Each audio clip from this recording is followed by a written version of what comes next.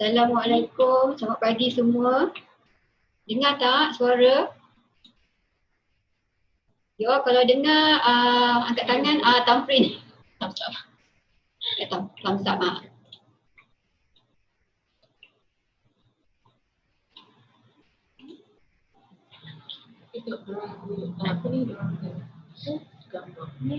Dengar. Alhamdulillah. Okey, bismillahirrahmanirrahim. Terima kasih yang join pada pagi ini dan kita berjumpa kembali hari ini pada minggu ini dengan topik yang lain pula. Alhamdulillah, syukur. Ya, harap you all semua dekat sana sihat-sihat saja. Okey, saya Kak Amy selaku dari tim marketing Rahko. Okey, Kak Amy ditemani dengan tim Kak Amy iaitu Ilya. Ilya, say hi. Hi.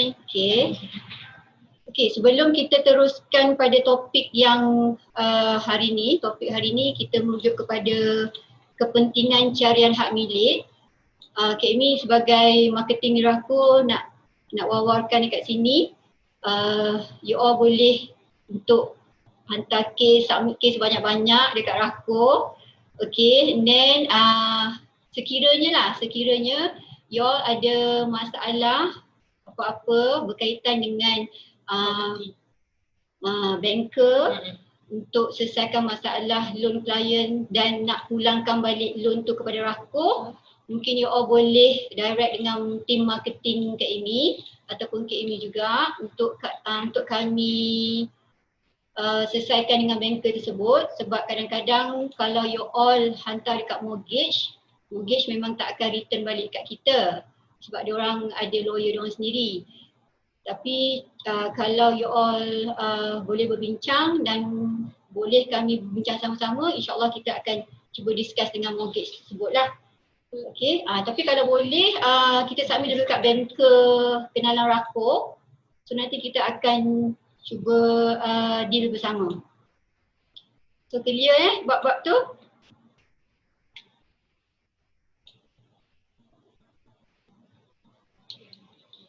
Okay, clear. Terima kasih.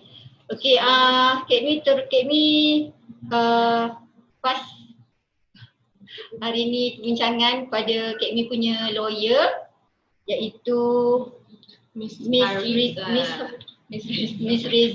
Okay, Kak Amy pas dekat Miss Reza. Assalamualaikum. Selamat pagi semua. Salam sejahtera. Semua dengar ya? Sebelum kita mulakan topik kita pagi ni.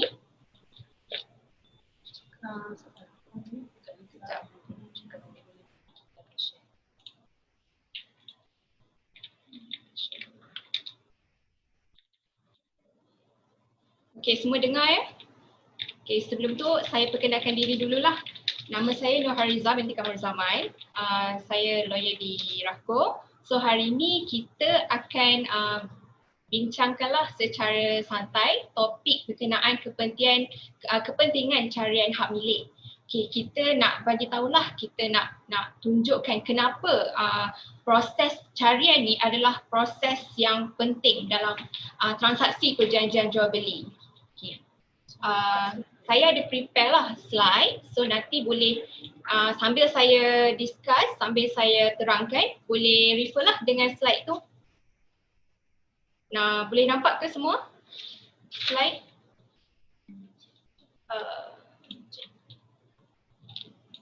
Kalau nampak jelas, bagi respon thumbs up ke apa ke? Semua nampak kita orang punya slide kepentingan carian hak milik. Nampak. Okey, nampak ya? Okey, kita teruskan. Okey, hari ni kita akan bincangkanlah kenapa dalam setiap transaksi perjanjian jual beli tu kita perlu buat carian. Apa tu carian sebenarnya? Adakah dia tertakluk dalam undang-undang kanun tanah negara? Okey, kalau kita tengok dekat slide yang kedua, definisi carian, saya nak bagi tahulah apa tu carian. Carian ni terbahagi kepada dua. Dia ada dua jenis, iaitu carian persendirian dan juga carian rasmi. di mana kedua-dua carian ni dia tertakluk kepada Seksyen 384 dan 385 dalam Kanun Tanah Negara. Okey, carian persendirian ni bermaksud carian untuk kita memeriksa, mencatat atau ekstrak mana-mana daftar hak milik, buku perserahan atau buku pembetulan atau apa-apa instrumen urus niaga atau permohonan yang disertakan kepada pendaftar. Manakala bezanya dengan carian rasmi ni sama juga kita ekstrak maklumat daripada buku daftar hak milik, tetapi carian rasmi ni akan ditandatangani oleh pendaftar. So beza penggunaan kedua-dua carian ni ialah, kalau carian persendirian ni selalunya kita akan buat pada awal proses untuk kita verify, untuk kita mengesahkan segala maklumat yang kita dapat lah masa kita marketing dah open file tu. So kita dapat semua dokumen tu untuk kita verify sama ada maklumat tu betul dan terkini, kita akan buat carian persendirian lah. Manakala carian rasmi ni kita lebih gunakan untuk hantar contohnya kepada bank, hantar loan document untuk bank execute ataupun untuk signing depan pentadbir tanah, kita akan memakai carian rasmi lah yang lebih formal. Okey, itu adalah definisi carian. Okey. Seterusnya, kenapa carian tu perlu dibuat? Okey, pertama sekali untuk kita memastikan maklumat berkenaan hartanah yang terlibat di dalam transaksi perjanjian jual beli itu adalah tepat, benar, sahih dan terkini. Okey, kenapa? Sebab dalam Undang-Undang Tanah di Malaysia, iaitu Kanun Tanah Negara, dia pakai sistem tolerance. Okay, saya cerita sikit lah background kenapa sistem tolerance ni apa. Sistem tolerance ni dia satu pentadbiran lah, satu sistem pentadbiran tanah yang pakai prinsip di mana apa yang terdaftar dalam buku hak milik tu adalah muktamad. Jadi siapa yang nama pemilik yang berdaftar di dalam buku daftar hak milik tu, dia adalah pemilik yang sah, di mana sah di sisi undang-undang lah. Jadi dia punya hak milik tu, dia punya hak tu tak boleh disangkal oleh sesiapa pun. Itu adalah prinsip tolerance lah yang ada dalam kita punya undang-undang tanah di Malaysia. So prinsip ni memerlukan semua urus niaga, semua transaksi yang berlaku ke atas hartanah tu perlu direkod dan didaftarkan untuk menjamin kesahannya. Jadi bila daftar dan sah, dia akan memberikan hak dan kepentingan yang tak boleh disangkal lah kepada mana-mana individu yang namanya dah tercatat dalam daftar. So daripada situ, bila semuanya dah direkod dan dah didaftar, yang itulah kita buat carian. Sebab carian tu dia akan reflect balik semua rekod transaksi dan urus niaga yang ada dalam buku daftar hak milik untuk property yang berkenaan lah. Kita boleh tahu daripada carian. Yang kedua, bagi mengenal pasti sekatan, halangan dan atau bebanan, atau bahasa Inggerisnya encumbrances yang terdapat ke atas hartanah tersebut. So, secara generalnya contoh-contoh halangan dan bebanan ialah gadaian, caveat. Contoh sekatan seperti syarat nyata, sekatan kepentingan. So apa benda-benda ni semua saya akan discuss dekat slide yang seterusnya lah. Nanti bila kita tengok, saya ada sediakan contoh carian lah, so nanti kita boleh discuss kat situ. Seterusnya, kenapa carian diperlukan? Yang paling kita tak nak ialah untuk kita elakkanlah daripada unsur-unsur penipuan, fraud, salah nyataan, misrepresentation dan perdayalah misleading. Sebab objektif utama sistem ni yang ada dalam Kanun Tanah Negara ialah pendaftaran dokumen hak milik adalah bukti yang paling muktamad dan konklusif terhadap pemilikan sesuatu hartanah. So bila dapat kes owner nak jual rumah, so kita dia akan cakap lah, saya nak jual rumah ni. So apa bukti yang dia adalah owner kepada rumah tu? Itulah dia, hak milik tu. So kalau nama dia yang berdaftar dekat hak milik tu, bila kita buat carian terkini dan itulah yang tercatat nama dia sebagai pemilik dan dia ada kapasiti lah untuk menjual. So jenis maklumat yang akan didedahkan melalui carian, ada beberapa lah macam yang saya senaraikan tu. Pertama, kita boleh lihatlah maklumat yang pertama yang paling penting, status ketuanpunyaan dan kepemilikan. Yang kedua, jenis hak milik. Jenis sebab hak milik ni dia ada beberapa jenis lah. Okey, yang ketiga, sekatan kepentingan. Keempat, status hak milik dan tempoh pegangan hartanah tu. Dan yang kelima, halangan ataupun bebanan dan lain-lain butiran lah. Okey, seterusnya. Okey, kita pergi maklumat yang pertama yang kita boleh nampak daripada carian tu. Okey, pertama status ketuanpunyaan dan kepemilikan. Okey, yang macam saya explain tadilah, penjual mestilah pemilik berdaftar. So bila dapat dokumen daripada contoh ejen dapat dokumen kan daripada klien lah untuk kes baru, okey, dia akan bagi dokumen perjanjian jual beli dia yang sebelum ni lah dengan owner sebelum ataupun dengan pemaju. So bila kita dapat kes tu, pertama sekali memang kita akan buat carian untuk kita sahkan memang dia adalah pemilik yang terkini. Okey, yang kedua, okey, kalaulah contoh kes yang melibatkan pentadbir. Okey, dia katakan dia nak jual. Okey, kita pernah lah dapat kes, maknanya kita dimaklumkan okey, orang ni, individu ni dia nak jual. Okey, bila kita tengok kita buat carian nama orang lain. So bila kita call klien, kita tanya klien, oh rupanya dia adalah pentadbir. Jadi pentadbir sebenarnya tak boleh menjual rumah, dia hanya boleh mentadbir sahaja. Jadi untuk dia proceed further, untuk dia jual rumah hartanah yang dia tadbir tu, dia kena dapatkan perintah jualan iaitu order for sale daripada mahkamah atau perintah daripada pejabat tanah lah iaitu borang T, borang untuk diturun milik sebelum boleh dia jual hartanah tu. So ada situasi-situasi di mana pentadbir tu perlu mendapatkan perintah jualan ataupun perintah daripada pejabat tanah. It depends on the situation jugalah. So itu nanti topik ni banyak untuk discuss, so akan di cover untuk kita punya next coffee break session lah. Okay. So pentadbir ni kalaulah contoh ejen encounter kan satu kes baru dia kata dia nak jual. Katakanlah dia ada sebut mengatakan rumah ni dulu mak ayah dia punya.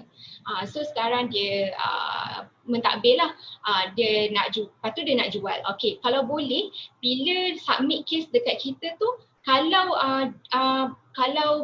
boleh dapatkanlah sekali terus borang borang F. Kalau contoh daripada pejabat tanah borang F tu borang pentadbir lah. Dia dilantik sebagai pentadbir untuk hartanah tu. Dan borang T lah kalau ada, sebab kita pernah je jumpa kes mana dia cuma ada borang F. Borang F dia hanya mentadbir. So daripada borang F tu kita tengok dia perlu diulang bicara untuk diturun milik.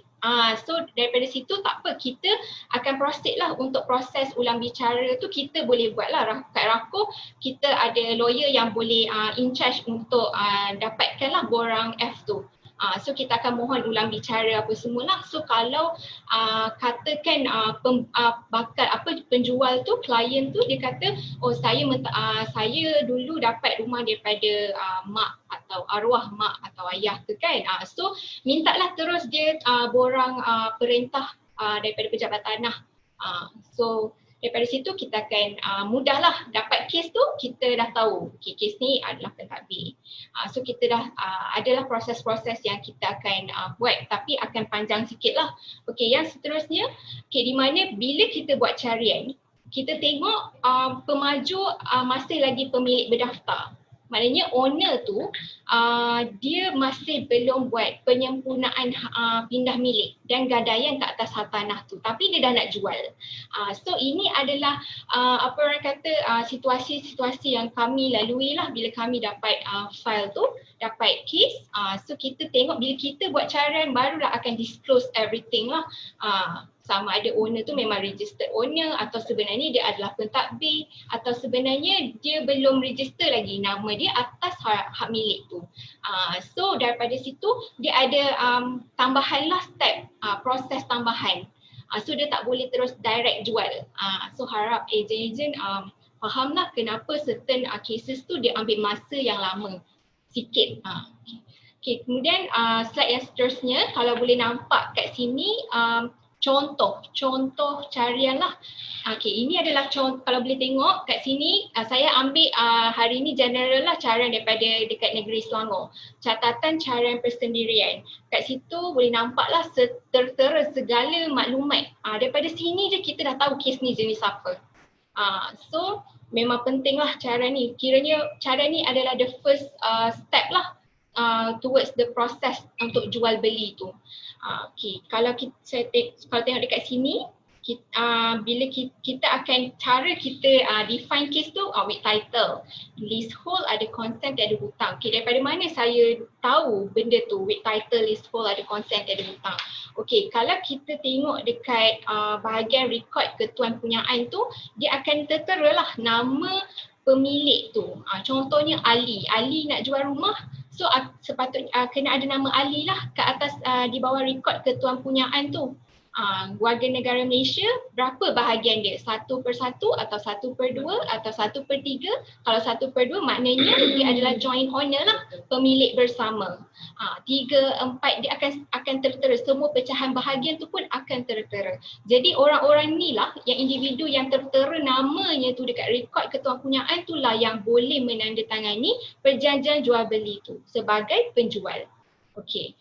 Yang kedua, leasehold. Okay, kat mana nak tengok dia adalah leasehold? Leasehold ni ialah maksudnya pajakan lah. Okay, boleh tengok dekat kolom atas tu, taraf pegangan di mana dia tulis kat situ pajakan selama 99 tahun. Okay, boleh nampak? Okay, tarikh luput pun dia akan bagi tahu lah. 6 Julai 2086 ataupun selalu akan tengoklah selalunya 2100 something. So kalau macam pajakan ni selalunya macam bank lah, dia akan concern pasal benda ni, pasal untuk dia bagi loan kan. So dia akan tengok kalau contoh property tu adalah pajakan, kalau tempoh dia panjang lama lagi, dia akan rasa secure lah untuk dia bagi pinjaman. Tapi kalau dia kurang daripada, tak silap saya 40 tahun ke bawah ke, mungkin dia akan kurangkan sikit lah margin tu. Sebab kita tak tahu bila property yang pajakan ni, kita tak tahu sama ada kerajaan negeri akan apa orang kata renew lah untuk pajakan tu lagi ataupun dia boleh ambil. So selalunya property yang orang memang nak ialah freehold lah, sebab pegangan tu adalah bebas dan selama-lamanya lah, tak ada siapa yang akan yang boleh ambil. Okay. So ada consent. Okay, consent kita boleh tengoklah dekat sekatan kepentingan. Kan yang dekat bawah yang syarat nyata tu, dia ada tulis sekatan kepentingan. Tanah ini tidak boleh dijual, dipajak, digadai atau dipindah milik dengan apa cara sekalipun melainkan dengan kebenaran pihak berkuasa negeri. So inilah yang kita panggil sekatan, di mana kerajaan negeri menyekat sebarang transaksi melainkan dapat kebenaran daripada kerajaan negeri. So inilah proses dipanggil apply consent lah. Kita akan mohon kebenaran lah untuk pindah milik dan juga gadaian lah kalau sekiranya pembeli itu mengambil pinjaman atau pembiayaan daripada mana-mana institusi kewangan. Okey, tiada hutang. Okey, macam mana saya tahu? Okey, kita boleh nampak dekat situ di bawah rekod ketuan punyaan, nama pemilik, nama owner. Dekat bawah tu tak ada pun nama bank ataupun gadaian menjamin wang pokok. So maksudnya property ni memang tak ada apa orang kata, tak ada hutang lah dengan bank. Yang ada yang cuma ada sekatan sahaja. Okey, contoh yang seterusnya. Okey, yang tadi with title leasehold, yang ini with title freehold ada hutang. Okey. With title freehold ada hutang, kita boleh tengok lah. Macam biasa with title tu dekat record ketuan punyaan tu nama pemilik tersebut lah. Okey, sekatan kepentingan tiada. Bila freehold kita tak boleh pukul rata lah kalau freehold terus tak ada sekatan kepentingan. Dia kalau contohnya Negeri Sembilan ada tanah di property di Negeri Sembilan, walaupun dia freehold, dia masih ada sekatan kepentingan. That's why carian tu sangat penting untuk kita tahu supaya kalau halangan-halangan ni tak dikenal pasti sejak awal ataupun lepas kita dah stamping, dia akan bermasalah lah. Macam banyak additional supporting documents dan perubahan-perubahan yang kita kena amend lah, kita kena buat. So carian ni lah yang daripada awal untuk kita determine apa yang kita perlu buat, proses-proses yang diperlukan, dokumen apa yang kita perlukan. So semuanya bergantung daripada carian ni, sebab carian ni dia akan reflect balik maklumat yang terkini yang ada ke atas hartanah tersebut. Okay, freehold. Okay, kalau tengok dekat sini dia ada gadaian. Dia ada gadaian menjamin wang pokok. Maksudnya dia ada hutang lah dengan institusi kewangan. Kalau ikutkan kat sini, property ni dia ada sekatan, dia ada bebanan daripada LPPSA. Okay. Nak tanya, so far faham tak apa perbezaan freehold dan leasehold yang telah diterangkan oleh Miss Riza? Kalau faham, mungkin boleh check dekat sini ke? Sebab proses ni memang agak macam orang kata, kalau kita tak pernah menjual, kita akan terpinga-pinga sekejap lah. Jadi kalau tak faham boleh tanya, nanti kita akan jawab satu persatu lah. Faham Okay, alhamdulillah. Kita ke slide seterusnya lah. Okay, saya teruskan ya. Tadi kita Okay, seterusnya. Next slide. Sekejap ya.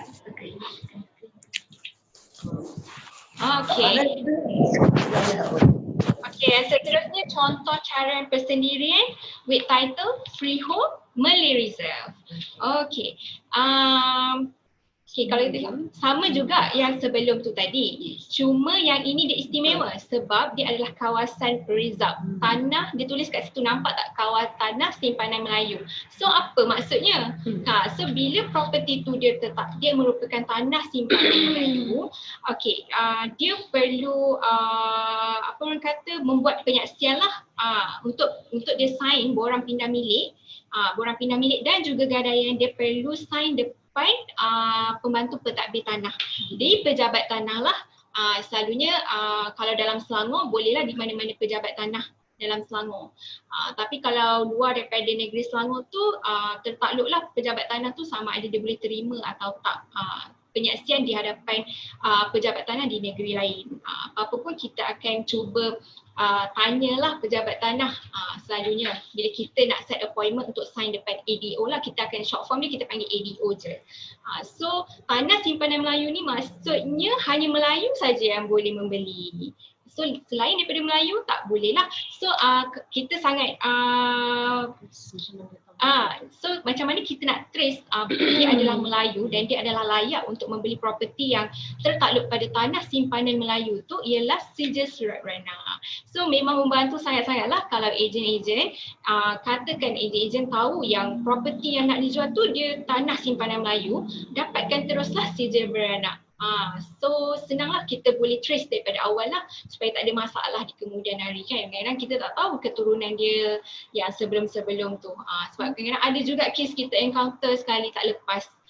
Rupanya dia bukan Melayu lah, keturunan dia yang terdahulu tu bukan Melayu. Dan surat beranak pun mention bukan Melayu, memang bukan Melayu. Okay, seterusnya.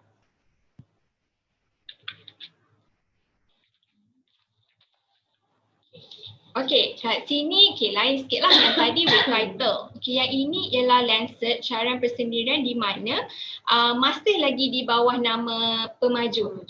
So selalunya kita panggil kalau hartanah macam ni master title lah, land search master title ataupun without title. Maksudnya hak milik individu tu masih belum dikeluarkan. So macam mana saya tahu yang ini adalah master title kan? Okay, ejen-ejen semua boleh tengok dekat tengok keluasan tu. Satu, kita boleh tengok dekat keluasan dia. Keluasan dia terlalu besar dan kemudian kita boleh tengoklah nilai cukai tanah tu 17,000.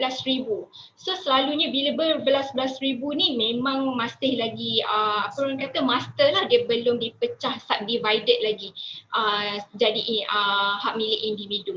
Dan rekod ketuan punyaan pun nama pemaju.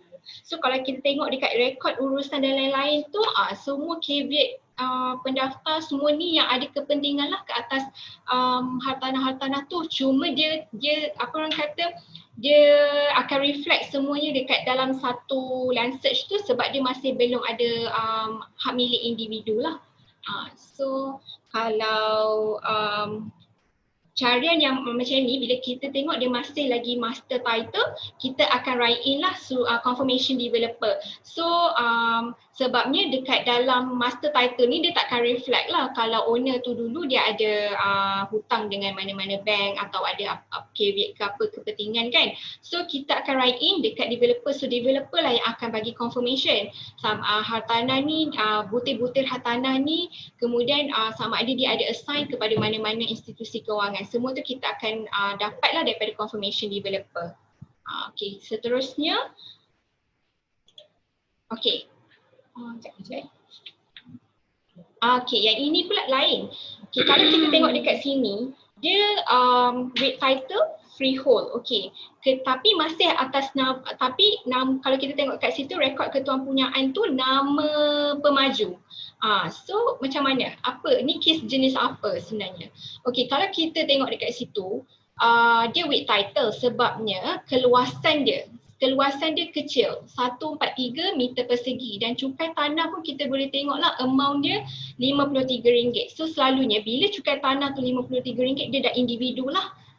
Dia dah final kan lah, hak milik tu dah keluar. Tapi owner ni belum buat pendaftaran nama dia ke atas hak milik tersebut. Selalunya bila pejabat tanah akan inform pemaju bila hak milik individu tu dah dikeluarkan, dan pemaju ni akan inform lah melalui surat kepada setiap pemilik unit. So tergantunglah kepada owner-owner ni sama ada nak terus buat ataupun selalunya kita akan dapat bila dia dah nak jual lah. Bila dia nak jual tu barulah dia akan buat perfection. Apa-apa pun kita tetap akan write in bila kita dapat cara yang macam ni.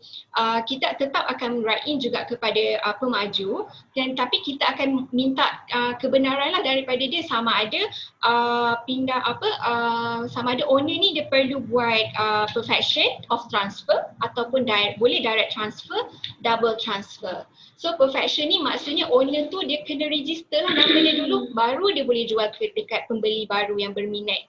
Ataupun kalaulah pemaju bagi kebenaran direct transfer, meaning that terus lompatlah kepada nama pembeli yang baru tu, tapi dia subject to certain fees lah.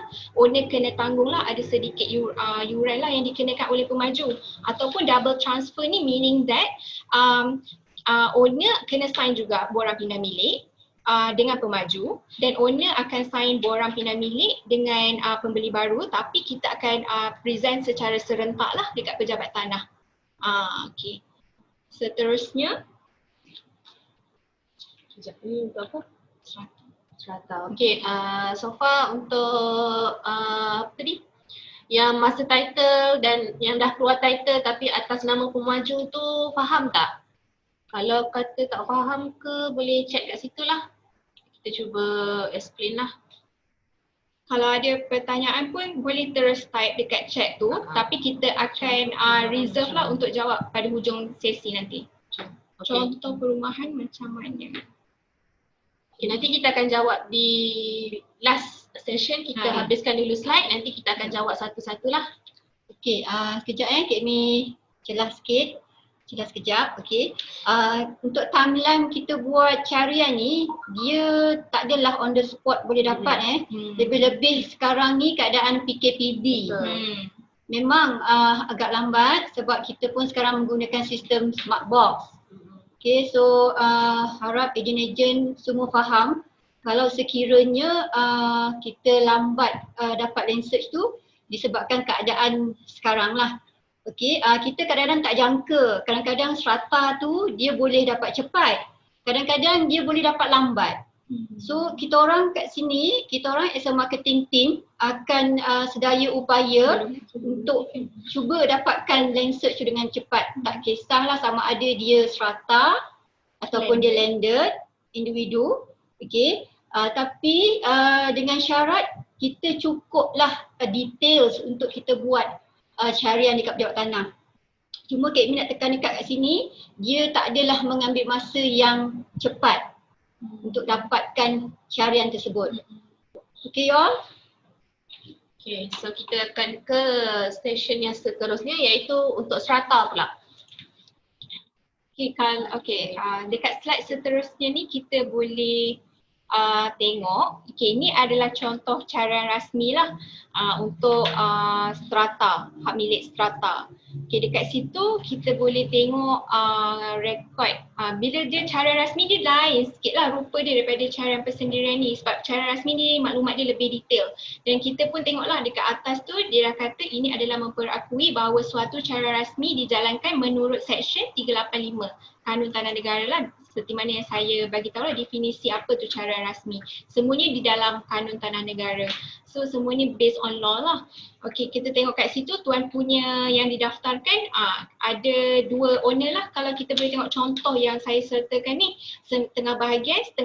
Tapi perasan tak dekat situ dia tulis setengah bahagian sebagai pentadbir dan satu lagi setengah bahagian sebagai pemilik. Maksudnya dia adalah individu yang sama. Contohnya Ali lah. Ali ni dia pegang setengah bahagian dia adalah pemilik, setengah bahagian lagi dia sebagai pentadbir. So, macam mana boleh jadi macam ni? Maksudnya dulu dia adalah Ali ni pemilik bersama contohnya dengan Aminah lah. Aminah ni isteri dia. Tapi Aminah dah meninggal dunia. So Ali lah yang mentadbir lagi setengah bahagian tu. So untuk Ali menjual hartanah yang tersebut, dia boleh jual setengah bahagian saja. Lagi setengah bahagian kalau ikut undang-undang dia tak boleh jual. So apa yang dia perlu buat? Itulah yang kita perlu dapatkan perintah. Perintah untuk menjual daripada mahkamah ataupun perintah daripada pejabat tanah. So bila Ali dah dapat perintah tu barulah Ali boleh jual lagi setengah bahagian. So selanjutnya dalam SMP memang kita boleh prepare lah Ali ni untuk sign sebagai pemilik dan Ali satu lagi sebagai pentadbir. Okey, sebagai pentadbir. Jadi tapi SMP tu kita akan buat conditional lah. Maksudnya subsil tu akan berjalan sebaik saja Ali dapat lagi setengah bahagian perintah lah untuk menjual lagi setengah bahagian. So tak ada masalah lah proses tu. Selalunya Rako boleh buat lah untuk the next contoh yang melibatkan pentadbir ni kita ada lawyer lah yang boleh in charge untuk settlekan dapatkan perintah tu. So apa-apa pun kalau boleh identify daripada awal lagi it's better lah. Dapat borang contohnya kalau daripada bahagian pusaka kecil borang F dululah sebagai pentadbir. Kalau dia ada borang T pun boleh juga. Okay. So kalau ikutkan kalau dalam cara rasmi tu dia akan ada tanda tangan lah oleh pendaftar. Selalunya dekat back of the page lah, second page. Seterusnya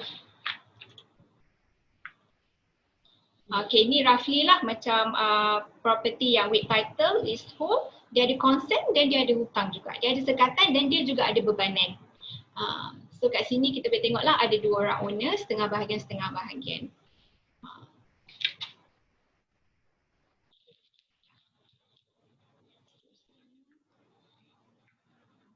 Ni tadi yang contoh hartanah tu dia ada bebanan lah daripada bank, M-Bank kalau kita tengok dekat sini. Okey, seterusnya maklumat yang kita boleh dapat daripada carian tu ialah kategori dan jenis hak milik lah. Macam kita dah tengok contoh-contoh tadi. Kategori hak milik tu ialah dari segi sama ada dia individual title ataupun strata title lah. Kalau individual landed, kalau strata meaning that macam pasapuri apartment lah, bangunan yang bertingkat. Kalau jenis hak milik ni contohnya hak milik ni dia ada banyak jenis. Ada gerai, pajakan negeri, hak milik sementara daftar, gerai mukim, pajakan mukim, hak milik sementara mukim. So dia beza sikit lah jenis-jenis ni. Nanti topik ni akan dikupas dekat coffee break session lain lah. So akan ejen-ejen boleh tahu dengan lebih detail lah jenis-jenis ni semua.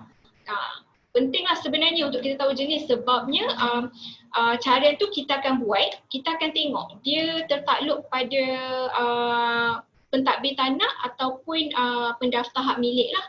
Selalunya gerai pajakan negeri hak milik sementara daftar tu kita akan buat carian dekat PTG lah, Shah Alam. Kalau mana yang ada mukim tu kita akan buat dekat pejabat tanah daerah kat mana property tu berada. Okay. Seterusnya, maklumat yang seterusnya kita boleh dapat daripada carian tu, sekatan kepentingan dan syarat nyata. Sekatan kepentingan tu macam saya explain berdasarkan contoh carian tadi, kita perlu dapatkanlah dulu kebenaran daripada pejabat tanah sebelum kita boleh pindah milik, gadai atau pajak. Kena dapatkan dululah surat kebenaran. Dah dapat surat kebenaran tu, dekat hujung nanti buat perserahan kat pejabat tanah, kita akan sertakan sekali surat kebenaran. Kalau tak ada, memang akan reject lah. So contoh ayat-ayat yang kita boleh nampak dekat carian tu, tanah ini boleh dipindah milik, dipajak atau digadai setelah mendapat kebenaran pihak berkuasa negeri. Okay, syarat nyata yang akan kita boleh nampak contohnya bangunan kediaman ataupun bangunan perniagaan. So property tu mestilah bangunan kediaman lah mengikut syarat nyata tu. So kalau syarat nyata tu contradict lah dengan apa yang sebenarnya yang reality tu bangunan dia lain, so akan ada problem mungkin in terms of bank lah, dia nak disburse loan tu dia akan problem sikit. So halangan dan bebanan. Halangan dan bebanan. Okay. Halangan dan bebanan. Okey, macam kita tahu kan untuk sesuatu hartanah atau property tu dipindah milik, dijual, dia mestilah bebas daripada sebarang bebanan atau halangan. Must be free from encumbrances sebelum boleh dipindah milik kepada pembeli. Ini adalah terma dan syarat dalam perjanjian jual beli hartanah. Memang akan adalah must be free from encumbrances. Okay, encumbrances tu macam saya explain sebelum ni, gadaian kepada bank, pajakan kepada badan tertentu, kadang-kadang kepada TNB, itu selalu kita boleh jumpa dekat master title lah. So lepas tu caveat persendirian dan caveat pendaftar. Caveat persendirian ni adalah orang-orang yang dia ada kepentingan lah. So dia nak menghalang daripada transaksi tu berlaku sebab dia ada interest ke atas hartanah tu, dia masukkan caveat. So bila daripada carian tu kita tengok ada caveat, daripada awal kita dah nampak carian terkini tu ada orang masukkan caveat. So kita akan make sure caveat tu clear, di remove lah oleh owner. So kita akan find out lah dengan owner siapa orang ni, kenapa dia masukkan caveat. So kita akan minta owner remove caveat tu. Sebab kita tak, sebab tu penting sangat-sangat kalau kita buat carian daripada awal untuk kita nampak benda ni boleh menghalang proses pindah milik tu nanti. So bila ada halangan ni akan delay lah proses transaksi ni untuk selesai. So penting sangatlah buat carian pada awal supaya kita boleh nampak semua halangan-halangan ni lah. So kalau mana yang perlu kita akan minta, contohnya kalau caveat tu kita minta owner remove lah caveat tu. Okay. Lain,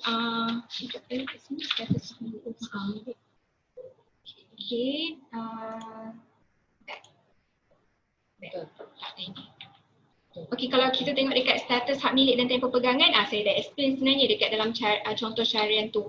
Freehold bermaksud pegangan selama-lamanya dan leasehold ialah pajakan yang diberikan oleh kerajaan negeri dalam tempoh yang tertentu lah, 99 tahun lah selalu yang kita banyak jumpa. Okay. Lain-lain butiran yang kita boleh tengok daripada carian tu ialah keluasan hartanah, peta aksesori. Selalunya peta aksesori ni kita akan jumpa dalam hak milik strata lah. Kemudian lokasi hartanah, kat mana property tu berada, kat daerah mana. Okay, lepas tu kategori tanah, sama ada dia adalah untuk bangunan atau dia adalah untuk pertanian, dan juga jenis kegunaan tanah lah. Okay, seterusnya prosedur. Okay, prosedur untuk kita buat carian tu lah. Sebenarnya carian ni bukan law firm atau lawyer je boleh buat. Sebenarnya mana-mana orang, agensi, syarikat, macam bank pun boleh buat carian. So permohonan nak buat untuk carian ni dia ada borang tertentu lah, spesifik borang yang akan disediakan selalunya dekat depan kaunter tu untuk kita isilah maklumat berkenaan property yang kita nak buat carian lah, yang kita nak siasat tu lah. So kita gunakan borang tu lah. Kalau nak buat carian persendirian pakai borang carian persendirian lah, dan carian rasmi dia ada borang sendiri. Selalunya kalau pergi pejabat tanah dia berwarna lah untuk borang carian rasmi tu. Okay, dia akan dikeluarkan oleh pejabat pendaftar ataupun pejabat tanah daerah mengikut Seksyen 384 dan 385 Kanun Tanah Negara lah. Okay, dia ada subject to certain fees lah kalau nak buat carian ni. Selalunya carian yang biasa tu RM30 je. Kalau cara rasmi dalam RM50. Okey, permohonan ni boleh dibuat di pejabat tanah ataupun pejabat pendaftar di mana hak milik tu dikeluarkan lah. So that's why penting untuk kita tahu jenis hak milik tu. Kalau dia adalah pajakan negeri ke geran, kita akan pergi buat carian dekat pejabat pendaftar. Macam Kak Amy ada sebutlah tadi, selalunya sekarang ni semua pakai online. Kita akan guna sistem smart box. Tapi sebabkan PKPB ni memang lambat sikit lah. Nak dapat bukan on the spot lah kita boleh dapat carian tu. So harapnya ejen memahami lah. So harapnya ejen dapat memahami lah. Kadang-kadang kita tunggu carian juga sebelum kita stamping SMP sebab kita nak tahu halangan-halangan macam yang saya explain sebelum ni lah. Halangan-halangan tu bila kita dah clear kat situ baru kita boleh stamping. Okay, sebab kita nak secure sebenarnya, kita nak secure pembeli, nak jaga kepentingan dia lah. Okay. Tempoh salaku, okey. Cara ni dia ada tempoh salaku. Kalau cara persendirian selalunya 6 bulan, manakala cara rasmi sebulan. So bila dah lapse tu memang kita akan buatlah yang baru, yes. That's why proses buat cara ni dia adalah proses yang berkali-kali. Dia bukan one off. So sebelum kita proceed transaksi perjanjian jual beli tu, kita akan buat satu carian. So bila kita dah sampai kat certain stage tu, contohnya bank, kita akan buat lagi carian. Sampailah hujung proses, even dah daftar pun kita akan buat juga carian lah. Sebab kita nak tengok memang nama pembeli baru tu dah berdaftar lah. Okay. Kesimpulannya, carian hak milik ni adalah langkah yang terpenting lah sepanjang transaksi berjalan dan dia akan dilakukan sebelum proses bermula, semasa dan juga selepas untuk kita pastikan dan segala fakta material yang berkaitan dengan hartanah yang dijual, yang dibeli tu dan tepat dan benar, dan kita pun nak pastikan kelancaran lah, semuanya smooth supaya pembeli tu happy lah, dapatlah rumah tu cepat. So pentinglah untuk kita trace daripada awal, untuk kita dapat maklumat-maklumat tu daripada awal kena betul lah. Kalau tak betul tu memang akan problematik lah. So far itulah penerangan saya untuk tajuk ni. Kalau ada apa-apa soalan boleh kemukakan lah dekat ruangan chat box tu. Okey, alhamdulillah kita dah selesai untuk pembincangan kita pada hari ini iaitu tentang kepentingan carian hak milik. Okey, terima kasih kepada Miss Riza kerana sudi share kita ilmu yang sangat-sangat berguna pada hari ini untuk kita sama-sama bekerjasama untuk kita dapatkan kes, untuk lawyer buat kita punya kes ni akan smooth.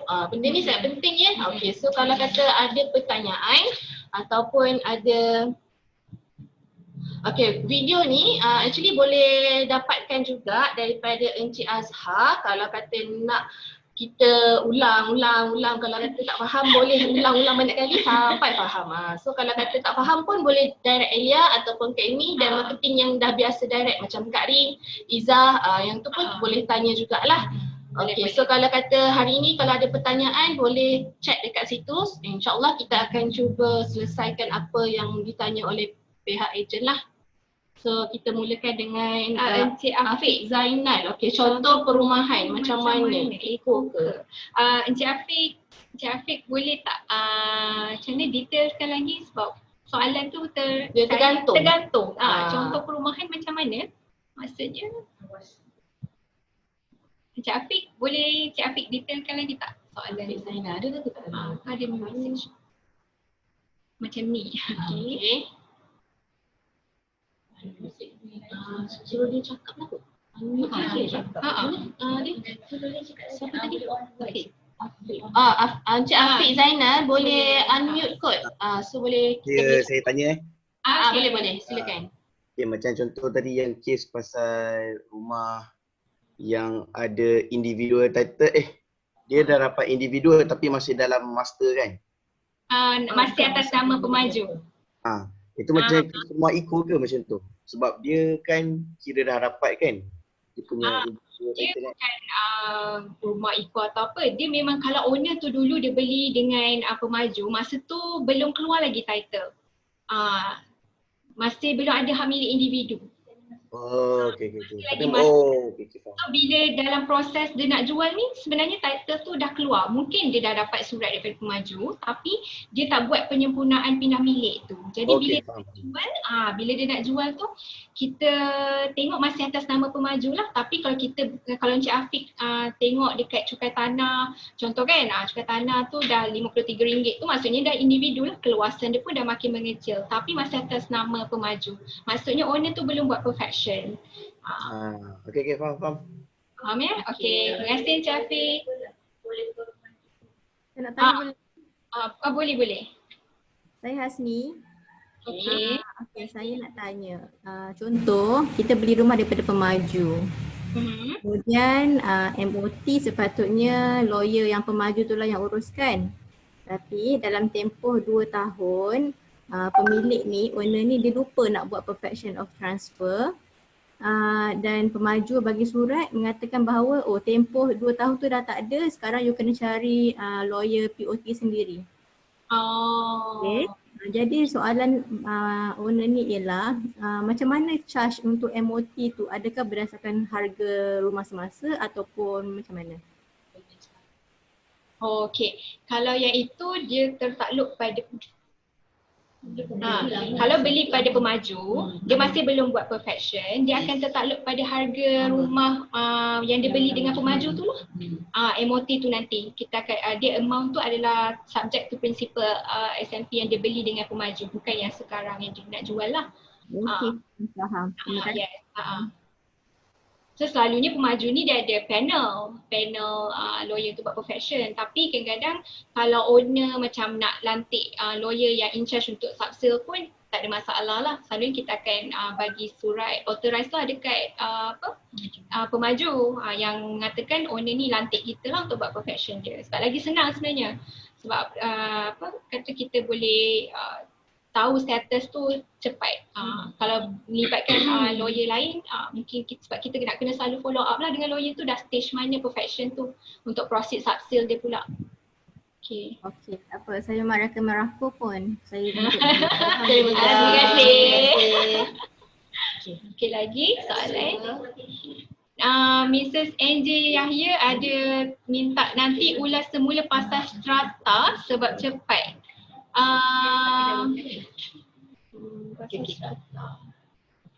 Macam mana tu Mrs. Andy?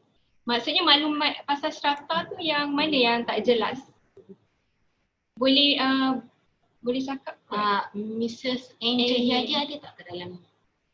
Boleh tak? Boleh unmute lah untuk tanya. Okay, kalau Puan Atika, salam Puan, boleh saya dapatkan soft copy slide untuk revision? Oh boleh, tak ada masalah. Memang prepare untuk bagi dekat ejen-ejen semua. Okay, terbaiklah Rafu, penerangan sangat jelas. Terima kasih Puan Lina.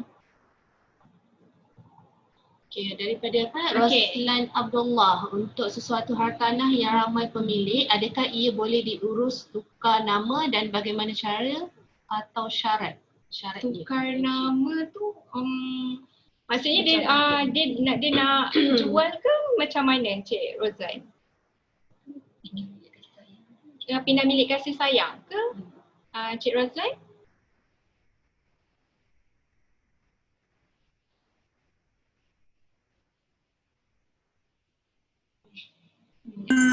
Dia nak pindah kepada pembeli baru. Pembeli baru. Oh, subsale lah maksud Encik Roslan. Saya. Okey, cuma owner tu dia melibatkan lebih daripada satu individu lah. Okey, so kalau kita akan buat carian. So memang kalau pemilik-pemilik ni adalah registered owner, so nanti bila SMP tu nak sign memang semua owner tu memang kena turun lah untuk datang signing semua. Memang dia kena sign SMP lah sebab dia adalah registered owner untuk certain bahagian kan, so semua akan terlibat lah. So proses yang sama jugalah. Proses paling ramai tak silap saya pernah jumpa 8 owner. Kita dalam pernah satu carian tu. Jadi 88 tu akan ada sign dalam nama SMP dan akan sign. Ya, memang kena sign. Puan, Nara cik, kalau kata salah satu owner tu dah meninggal, daripada 88 tu seorang meninggal, so macam mana tu?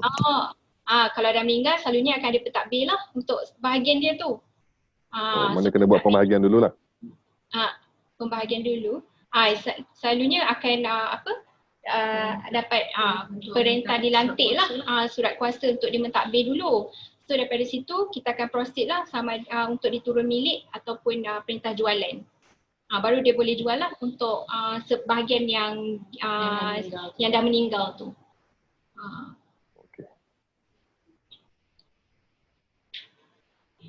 Lagi, Assalamualaikum. Waalaikumsalam. Miss Liza, saya Lina.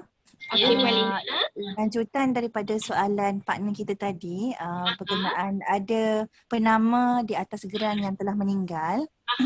Andai kata penama tersebut merupakan Muslim, owner, jadi adakah perlu untuk kita dapatkan order for sale dulu dekat pesaka kecil tu ke ataupun menguruskan faraid tu dulu? Yang mana satu nak buat dulu? Biasanya daripada pesaka kecil nanti nak faraid atau persetujuan. Selalunya kalau pejabat tanah ni bahagian pusaka kecil lah yang bagi perintah tu kadang-kadang dia akan tanyalah sama ada nak faraid atau dapatkan persetujuan bersama lah untuk pentadbir dan diturun milik ke atas dia. Selalunya akan ada bicara lah. Masa tu akan decide, waris-waris tu semua akan decide macam mana. So kita akan tanya kepada owner tu lah, follow up dengan dia lah apa hasil tu nanti. So contoh kalau macam dia dipersetujui oleh waris-waris yang lain sebagai untuk diturun milik ke atas nama dia yang merupakan pentadbir, so dia akan menjadi pemilik lah untuk bahagian tersebut. Dan dia akan sign lah SMP tu setengah untuk bahagian yang waris yang sebelum tu meninggal. Oh, jadi maknanya dia kena buat pesaka kecil tu dulu baru buat faraid. Dia ikut masa bicara tu nanti. Masa bicara tu depan pegawai tu diorang akan bincangkan lah persetujuan bersama tu macam mana, sama ada faraid ataupun diturun milik kepada pentadbir tu. Tu yang Manakah pesaka kecil dululah ya kat pejabat tanah tu? betul Melina. Betul. Okey. Baik. Terima kasih. Sama.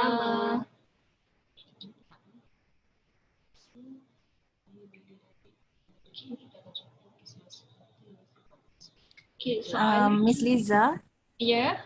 ada satu lagi soalan. Kalau ini benda-benda yang special case lah ya. Okey. Dua situasi. Bagi property yang leasehold tapi masih master title, dan satu lagi satu lagi pun dia property leasehold tetapi telah buat perfection lah, dah jadi individual title. Jika nak buat sub-sale, biasanya kita familiar kalau leasehold owner dia Malay, biasanya prospek lebih kepada menjurus kepada market Malay jugalah, which is sama dengan owner sekarang, which is Malay. Tapi kalau kata master title, leasehold, ada tak lagi peluang untuk buyer owner Malay ni jual kepada prospek non-bumi? Dari segi kes bumi kepada non-bumi ni lah. Kalau macam yang master tapi dia leasehold, selalunya kebenaran daripada pemaju lah kena dapatkan dulu. Sebab dia leasehold ni dia bumi lot kan, so memang kalau masih lagi master akan kena dapatkan kebenaran pemaju. Kalau pemaju kata memang tak boleh dalam surat tu, memang tak boleh lah proceed. Jelas Puan Lina? Puan Lina? Faham tadi kalau kata master tu dapat daripada developer kan. Jadi nak tahu potensi tu. Kalau master title tu kami mungkin boleh cuba lagi ke untuk buka jualan tu kepada non-bumi. Nak tahu tu je. Okey, kalau instead of tadi tu case kalau individual tu mungkin dia dah sukar dah lah kan. Kalau case leasehold tapi master title masih ada peluang walaupun sedikit tak untuk jual kepada non-bumi. Itu je. Kalau individu dia masih ada peluang lah. Tapi dia still subject to, apa orang kata, subject to, kalau pemaju tu memang subject to dia punya kebenaran. So far kita ada encounter memang tak lepas lah. Memang tak dapat. Sebab dah memang terang dalam confirmation developer tu adalah bumi lot. Jadi kalau dia function bumi lot punya kota memang non bumi tak boleh. Okey, faham. Terima kasih. Okey, terima kasih Kak Lina.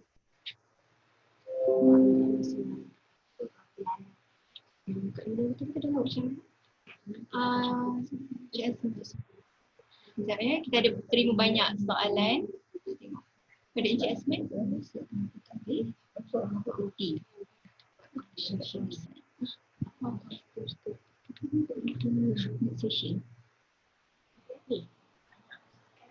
Banyak soalan kejap ya. Kita nak tengok satu-satu soalan. Ada posisi.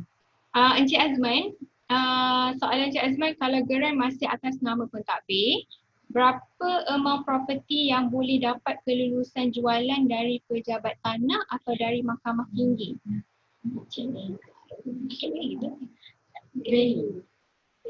Value boleh check kan. Maksud Encik Azman ni maksud Encik Azman market value ke? Sebab kalau daripada amount berapa property berapa nak jual tu memang subject to market value jugalah.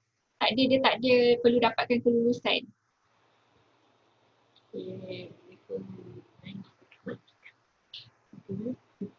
Cik Azman? Cik Azman, tak apalah kalau Cik Azman kalau kata soalan ni tak menjawab untuk soalan Cik Azman ni, pertanyaan Cik Azman ni boleh dari Elia atau Kak Amy kot. Nanti kita boleh cuba detailkan lagi lah soalan tu. Ni dah jawab. Okay, untuk Miss Lina tadi apa, biasanya bila buyer beli direct daripada developer, kita akan jumpa case master title ni sebab tak sempurnakan lagi dia pindah bilik. Yelah, betul. Kalau dia beli dulu, beli master, lepas tu by the time dia nak jual tu title dah keluar. So memang sebelum nak proceed tu dia kena buat perfection lah. It depends jugalah kalau developer bagi direct transfer ke, double transfer ke, daripada surat pengesahan je lah yang kita akan tahu. So proses dia panjang mana tu dia tergantunglah dengan proses-proses sama ada dia kena perfection dulu ke, double transfer ke direct. Daripada Net Omar. Daripada Net Omar, kalau hak milik masih nama developer, berapa lama proses untuk tukar nama ke pemilik? Selalunya dalam SMP tu kita akan bagi masa dalam tempoh setahun lah untuk settlekan perfection tu. So SMP tu bersyarat lah. So dalam tempoh setahun tu memang owner kena perfectkan lah dia punya nama atas title. Pemilik tak buat perfection. Daripada Mrs. Angel Yaya, pemilik tak buat perfection tapi pemaju dah bankrupt. Macam mana? Selalunya kalau kes yang pemaju dah bankrupt, dia akan ada liquidator. So liquidator ni lah yang akan uruskan semua administration yang berkaitan untuk execute MOT apa semua tu, kita akan berurusan dengan liquidator. So tak ada masalah lah. Kita akan write in confirmation pun dekat liquidator. Assalamualaikum, boleh tanya tak? Boleh. Assalamualaikum. Okey, contohnya Puan, owner jual rumahnya, itu sebuah unit flat lah yang belum buat perfection, and then dia nak sewakan pula rumah tu kepada tenant yang lain tapi dalam proses jualan. Maksudnya boleh dalam proses buat perfection. Owner sedang proses jual beli tapi belum lagi settle lah, tapi saya pun tak tahu berapa lama benda tu boleh tukar nama atas geran, jadi dia pula nak sewakan rumah dia kepada orang yang lain. Boleh Puan. Boleh Puan, tak ada masalah. Tapi kena pastikan tenant tu keluar lah. Kalau let's say dia nak jual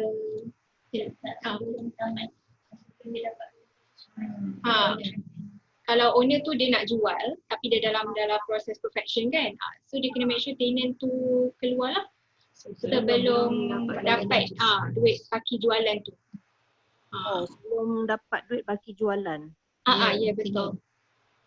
Sebab tenant yang awal tu akan keluar bulan 12. Lepas tu dalam bulan 1 dia nak sewakan. Sedangkan perfection tu saya tak tahu berapa lama dia akan dapat dan tukar grant atas nama owner yang baru. Saya pun tak tahu berapa lama proses dia. Jadi dia tanya saya pun tak tahu nak jawab apa. Okay, untuk kes yang macam ni boleh nak bagi tenant masuk. Cumanya landlord tu kena pastikan, landlord atau penjual dia kena pastikan tenant tu keluar selepas ataupun sebelum dia dapat balance purchase price. Sebabnya kalau takut pembeli yang baru dia nak duduk rumah tu, dia tak setuju untuk sambung tenant.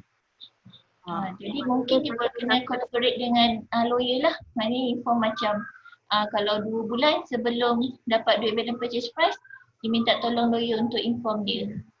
So dia boleh get ready dengan tenant. Okey, faham. Terima kasih Puan. Assalamualaikum. Dah berkenaan dengan tenancy tadi, saya Sufian. Nak tanya, tenancy biasanya ada agreement. Dia punya agreement tu of course valid kan? So nanti kalau breach of the agreement, so owner nanti boleh kena bayar ganti rugi juga lah kot Ganti rugi? Kejap. Yalah, kalau breach of agreement, tenancy agreement tu. Ya betul Encik. Sebab dalam tenancy agreement tu dia memang ada mention dia punya tempoh berapa tahun kita sewa. Ya.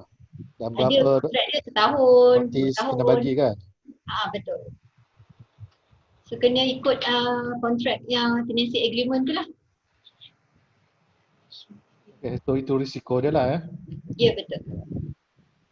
Okey, pertanyaan lain. Boleh tanya soalan? Boleh. Silakan. Saya Syukri. Okey, soalan berkenaan dengan low cost lah, to be exact low cost apartment. So kalau dia dah atas nama pemilik dan bukan nama pemaju, kalau dia owner nak jual, dia perlu consent daripada SUK ke? Property law cost. Ya, perlu Encik Syukri. Ya.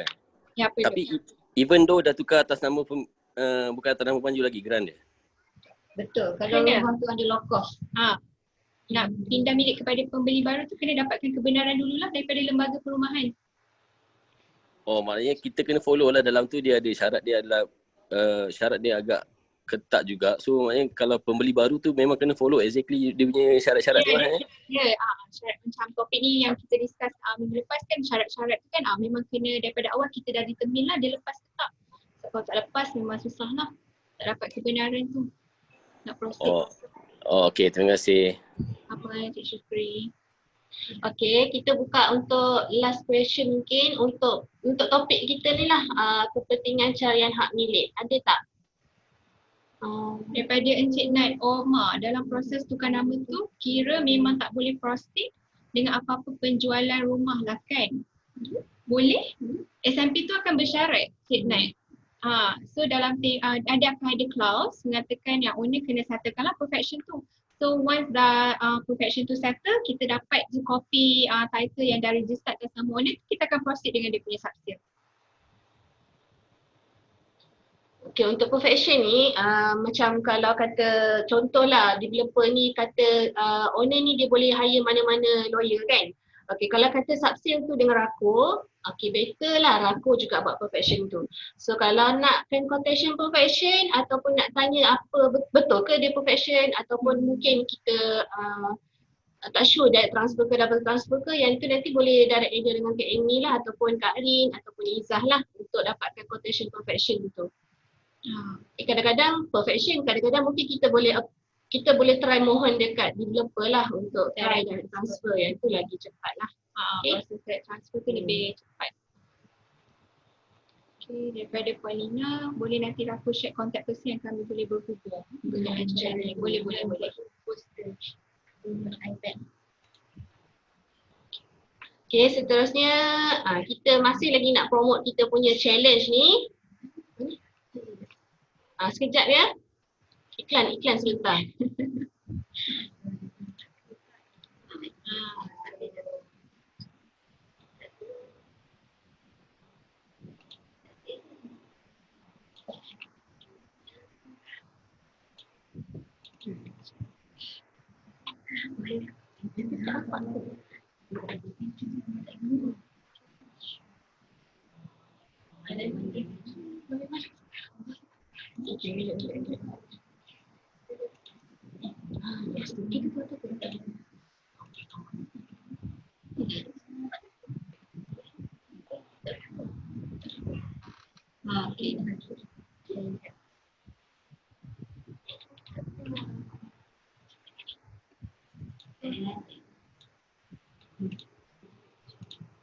Okay.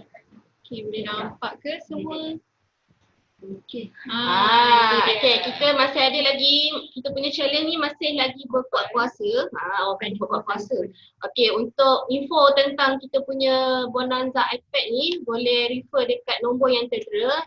Yang kat situ ada Miss Rin, Miss Amy, Miss Elia dan juga Izzah lah. Mana yang dah biasa dengan Kak Rin, boleh refer Kak Rin. Mana yang dah biasa dengan Kak Amy, boleh refer dengan Kak Amy. Mana yang dah biasa dengan saya, Elia, boleh refer dengan saya. Dan mana yang dah biasa dengan Izzah tu pun boleh refer dengan Izzah. So 4 kontak ni boleh tanya info, bukan berkenaan dengan iPad saja. Nak tanya quotation ke, nak tanya tentang carian ke, boleh ambil nombor ni, boleh tanya. Okay. So segala info nak bertanya semua kat situ. Kita memang direct line kat situ lah. Okay. Sama-sama Encik Roslan. Harapnya penjelasan, penerangan, discussion kita pada coffee break session kali ni beri manfaat lah. So kalau nak slide tu boleh minta. Nanti boleh refer lah slide tu. Kalau nak tanya ada soalan tambahan, boleh tanyalah kepada yang contact number yang tertera tu. Okay, terima kasih semua. Okay, terima Semoga kasih. kita dapat bekerjasama. Bye. Bye. Assalamualaikum.